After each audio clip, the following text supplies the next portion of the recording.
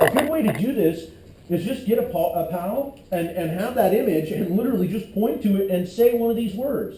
So if you're pointing to the mouth and you say mechanical process, your partner should say mastication or chewing. Okay? If you point to the esophagus and you ask for a mechanical process, your partner should say peristalsis. The rhythmic movement. Now this goes all the way back to 241 in smooth muscle. The rhythmic movement. And how we know it works is if you eat some food and you swallow and you run over to the play set and you hang upside down on the monkey bars, does the food fall out of you? No. In fact, if you hang there for an hour, guess what? The food still ends up in your stomach. It's a rhythmic movement, moving the food down, but even with gravity against it, it'll still keep going to your stomach. Okay? Pretty cool to think about. And what's even more cool is, like, if people put in feeding tubes, okay, JPEGs, okay, they literally go right through your abdominal wall to put this thing in. And when you put that scope down there, you can actually see the rhythmic movement, about 3 per minute, across the stomach doing this. It's pretty cool looking. I mean, obviously you're in them, and then you're poking a hole through them to get the tube in there, so that you can just feed right into their stomach. And you just clip, hook it on, no chewing involved, boom, baby food. Done deal. Okay? Now we can do a nasal tube, a feeding tube. You guys have seen those before. If you've seen Iron Man, the thing he pulls out of his nose in the cave, that's what that is, a feeding tube. We just, boom, right down into your stomach, hook it up, and away we go. And it literally tickles. When you pull it out, it actually tickles your throat and your nose. Okay, so ingestion occurs when material digestion, materials. I think I had a problem with this word yesterday. Materials. Yeah, material. Food. Okay? And you know, Susan brought up a good point. You can't, I mean, if you think about it, medication, it's not really food, is it? Kind of a material, I guess. But when I think of material, I think of like fabric. Like, okay, are you chewing on a big wad of cotton? That's good. Yeah, so mechanical processing, crushing and shearing. All right, and I am going to teach my daughter that. I'm going to say, you know what, when you're chewing, let everybody know around you that you're crushing and shearing. So she'd be like, crushing, shearing. Yeah, that's going to be awesome. Digestion, chemical breakdown. Secretion, well, the release of water, acids, enzymes, buffers. Hello, buffer. What are you doing there? How about bicarbonate? That's a buffer, isn't it? Yeah. No, not a buffer like you're shining your car. I'm talking about an acid buffer. Okay, and then salts. Now, we all like salt on our french fries. That's just a given, especially Red Robin salt. Oh, yeah, bottomless fries. Yes, please. Absorption, movement of organic substrates, electrolytes, vitamins, water. Okay, remember, we don't need water in our digestive tract. It does help with the process, but we don't need it. What we do need, though, is mucus. And we need mucus from the mouth all the way down. Mucus, all the way through the whole thing. You have to have mucus. Now, it's no surprise that if you get diarrhea, your doctor's panicking because you're losing electrolytes and a whole mess load of water. Because we actually reabsorb water in the colon. Okay?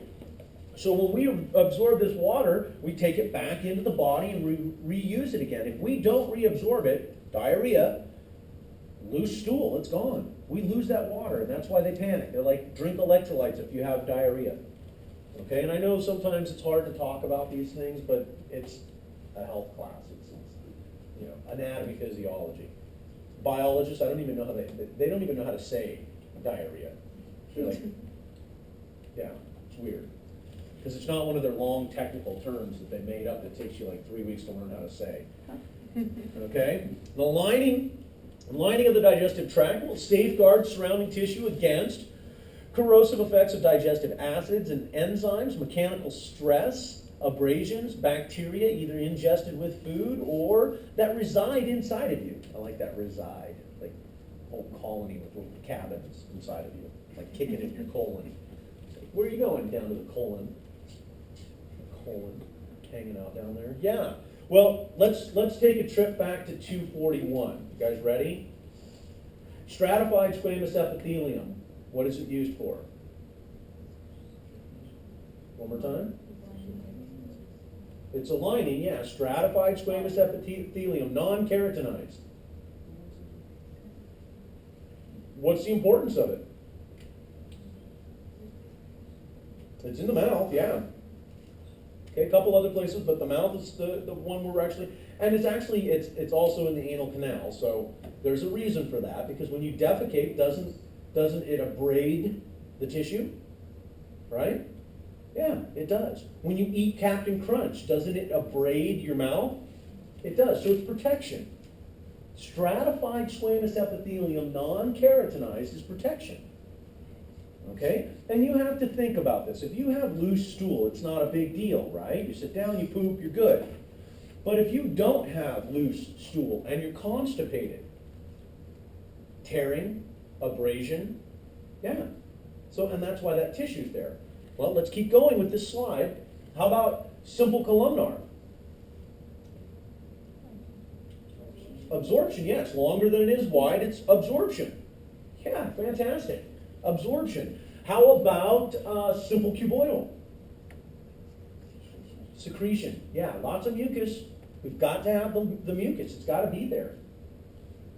Okay? And when every single one of you, y'all, have a mass movement, that's a heck of a way of saying it, right? You're like, no, I poop. Okay? When you have a mass movement, guess what? Just before you have that, your body actually secretes a whole bunch of mucus to help the passing of the mass movement. Now, obviously, if you're constipated, that's homeostatic imbalance, and there's something else going on there. But yeah. Okay, so did we take care of most of that? We did. Bless you. We totally did. Now, obviously, we also know about the immune system in the digestive tract, right? Okay, so we're going to touch on that just a little bit. So, digestive organs and peritoneum. Remember your T, please. If you forget the T, you're in the wrong area. Okay? Peritoneum. Perineum. Okay? Wrong area if you forget your T. So, lined with serous membrane, we already know about this. We know about the serous or visceral and the parietal. This is nothing new. Okay? Like parietal plural, where's that? Parietal plural, yeah, lungs. You bet. Okay, so we already know about peritoneal fluid. Mesentery, well, we briefly touched on this with a double sheet of peritoneal membrane. Suspend portions of the digestive tract. We're talking, it's a big sheet. In fact, it's also where we'll store a mess load of fat. So it's no surprise that when you start building it out, you start getting fat right here. Okay? Yeah, nice big giant sheet of fat. Okay?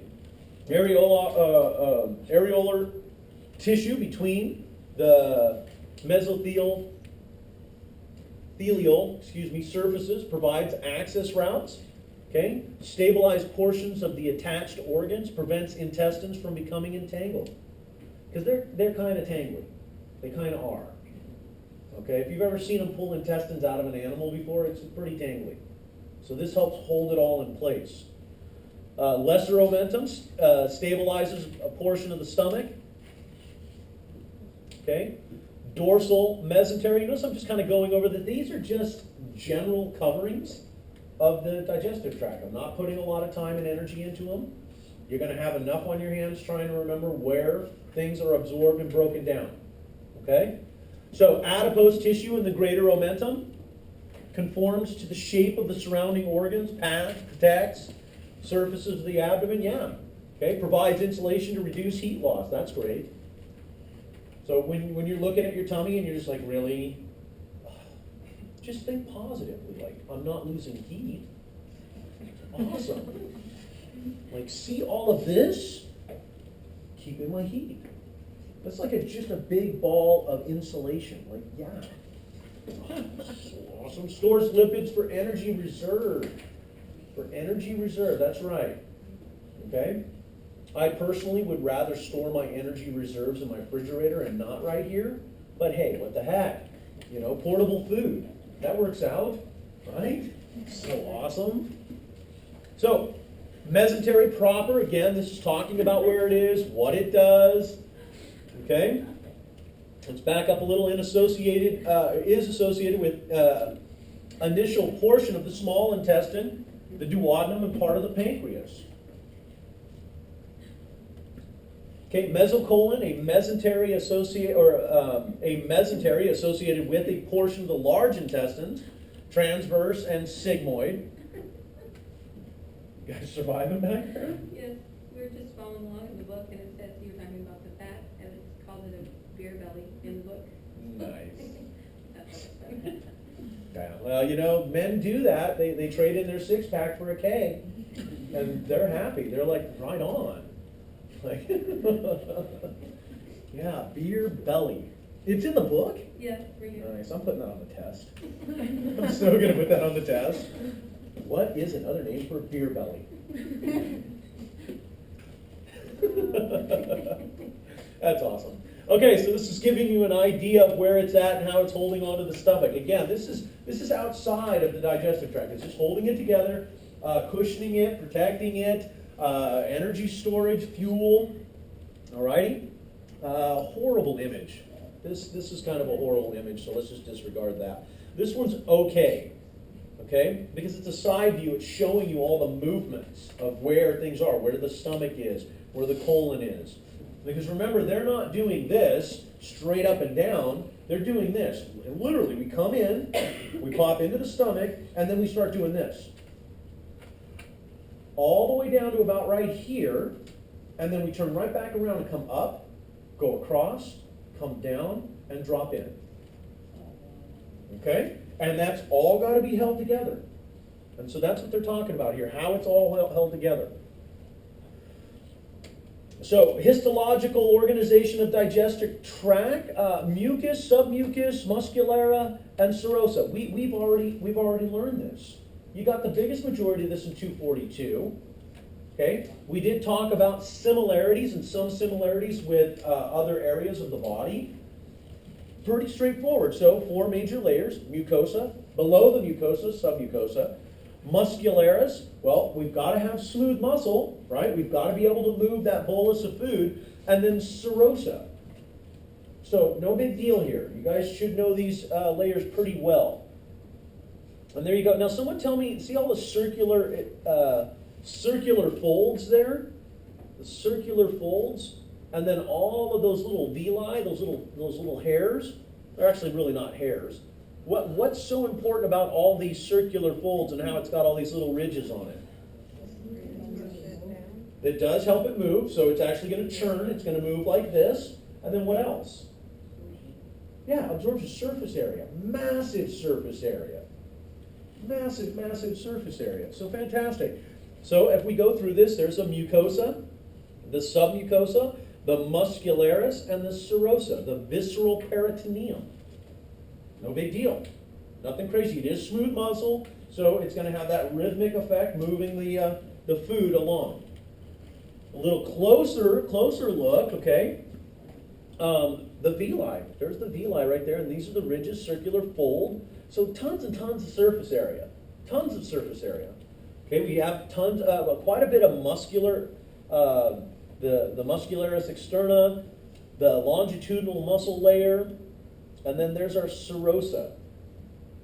Okay, yeah, not a big deal here. This is going to walk you through each one. Well, mucosa, mucus. Okay, mucosal epithelium is simple or stratified depending on the location. We already know what stratified's for. Okay, how about simple? Simple. Didn't we just talk about simple squamous in the lungs? So what's that all about? Diffusion, right? Things have to diffuse across. So yeah, diffusion. Digestive epithelium, oral cavity, pharynx, esophagus, mechanical stresses, lined with stratified squamous epithelium, stomach, small intestine, and most of the large intestine. Okay, absorption, simple columnar, this is all repetition, this is stuff we've gone over, okay? And the reason why I say it's repetition, it's stuff we've gone over, because didn't we study, identify the tissue, okay, location of the tissue, and function of the tissue. You guys remember that from 241? Way back when? Yeah. So that means we studied this stuff. So all we're doing is saying, okay, cool, now we're in the digestive tract. What is it there for? Abrasion, absorption, diffusion. So nothing new. In fact, this is probably a welcome relief from all the new information that you've been learning, because you're kind of like, okay, cool, I know this, it's a good refresher, I feel good. Okay, enteroendocrine cells. Entero, what does it mean? Small intestines. Don't say intestines because that's not entirely true. Say small intestines. Large intestines are called colon, yeah. So what do they do? Go ahead and make a note somewhere on your paper. If you're following along on slides, highlight enteroendocrine cells, because they're going to secrete something. This goes back to secretions. All right, are scattered among columnar cells, secrete hormones that coordinate activities of the digestive tract and accessory glands.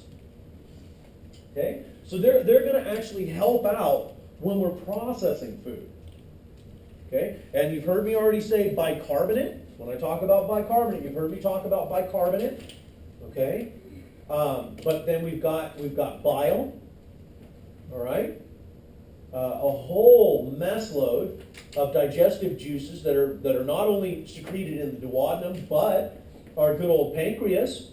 Remember, the pancreas has two uses, endocrine and exocrine. Endocrine, glucagon and insulin. Exocrine, bicarbonate-rich juices, a bunch of enzymes that help break down things. So yeah, the pancreas has got a lot going on. Okay, and this is one of our cells that helps with that process. Again, linings, folds, disappear. Lamina propria, we can scoot right past this, another tissue we already know about. Muscular layer of the stomach, you have to know what that's about, right? Rhythmic movement, what is it called, the rhythmic movement of food? Peristalsis. Just keep saying that, peristalsis, peristalsis. Now, I haven't mentioned segmentation yet, and that's in a different area, but we will talk about that. Basically, segmentation's doing this. Imagine you have a long, pliable tube filled with dough, like cookie dough or anything like that, and you want to break it up. How would you do that? You would squeeze, right? You'd squeeze the tube, and that would make smaller pieces of cookie dough, wouldn't it? Well, that's what it does to your food. As your food's coming through, it's one long piece of food, and it squeezes it to break it up. So now peristalsis can take one round chunk of it and move it along. Because it's spinning, it breaks off, and the food gets absorbed. Now, depending on what it is how long it's going to take for you to process it. Fats, woo, 8 to 10 hours. That makes you want to eat something fatty. Yeah, 8 to 10 hours. Carbohydrates, hour, maybe 2, depending on how much you eat, but yeah, about an hour. Starches, an hour. What about meat? Meat, well, proteins can take up to 4 to 6 hours, depending on how much fat's on them. We've got to emulsify the fat. We've got to break the fat down. So yeah, numbers-wise, food stays in you for a long time, 8 to 12 hours. So here's a surprise, like Yahoo moment. You guys ready for this? When you get up in the morning and you sit on the hopper and you take a poop, okay, and you're like, I feel much better. That was the night before. That wasn't last night. It was like breakfast, lunch, and maybe dinner from the night before. It takes 3 days to completely clean your system out. So how do they do that? They tell you to fast for 2 days, right? Then you have to drink a chemical that does what? You know what that chemical's called? It's called Go Lightly. No, it should be changed to Go Frequently. Okay? Because you're not going lightly, you're going frequently. So you drink it down, and it starts flushing you on the 3rd day. And then they tell you before you come in, don't eat or drink anything. You can have clear liquids up until an hour before. 3 days to clean your system out. That really makes you think about what you got going on in there. Okay? Now, most people are regular. One movement a day is good. It is said that some people that are very athletic can actually go 2 days without a movement because their body uses their food so efficiently, and they only eat the right amount that they need. But once a day is good for you. Okay? So, yeah, it's pretty crazy to think about. So, that's going to move it. There's our submucosa. Submucosa plexus. Plexus contains sensory neurons, parasympathetic ganglionic neurons, and sympathetic host. Oh dear. My, oh my, oh my. This takes us all the way back. Well, parasympathetic, rest and nothing new here, nothing crazy. Okay, these aren't the droids you're looking for. Let's just keep moving. So, muscularis externa. Okay, again, inner circle layer, outer longitudinal layer. It's dominated by smooth muscle. Okay, what does it do? Well, it's a mechanical process. Okay, movement's coordinated by enteric nervous system, enteric, okay, sensory neurons, inner neurons, and motor neurons. Mechanical process, movement, peristalsis. Okay, again, innervated by the parasympathetic division, serosa or serous membrane. We already know about this. We don't have to elaborate on this. If we've gone as far as we've gone, okay, we don't have to elaborate on this. We've gone over the lungs, we've gone over the heart, now we're in the peritoneal cavity. Same thing, just different names. Movement of digestive materials, okay, well, has rhythmic cycles of activity. Okay, cells undergo spontaneous depolarization, triggering a wave of contractions through the entire muscular sheath. That wave of contraction, peristalsis. Okay? Oh, baby, there's our friend right there. Our pal, peristalsis. Consists of waves of muscular contractions, moves a bolus along the length of the digestive tract. Now, a bolus can be anything. It's kind of like a glob, a clump. You can have a bolus of fluid. You can have a bolus of food. I usually have a bolus of Captain Crunch in the morning. It's awesome. Okay? Really? You guys are like, come on. It's Friday and it's 8:45. Just let us go. No. I'm going to keep you to the last second. Pain. Suffering. Peristaltic movement. Okay? Wave of contraction in circular muscles. Forces bolus forward. Which means, even when you, it's right here, that peristaltic motion is going to keep moving it to your stomach even if you're upside down. Now, you have to think, if I was a scientist and I wanted to figure this out without an MRI or any of this other equipment that we have or anything like that, that'd be a cool way to think about it, right? You eat some food, you go out to the monkey bars, you hang upside down for 30 minutes. If the food doesn't come out, that means it went where? Yeah, into your stomach. Yeah, because, I mean, how many kids eat food, go and play on the bars and hang upside down? Do you see food going out of their mouth when they're hanging upside down? No. So it does work. It's a rhythmic movement that pushes the food into the stomach. Once it comes past the EG junction, it's all done. It's all done. Now, you can have a reflux. In fact, one of the students the other day said, well, a doctor was talking about someone vomiting feces. I've never heard of that before, so I asked him to find out a little more information. Okay? Because I said, are you sure they didn't eat it first and then puke it back up? Okay? But you have the ileocecal valve, which is pretty much one way. Okay? You have peristalsis, which is one way. You have segmentation, which is one way. You have the pyloric valve, which is pretty much a one-way valve. You can have some reflux at that point. There have been cases where bile will come up. Okay? But you've got all these safeguards to prevent you from doing that. What's it say, Susan?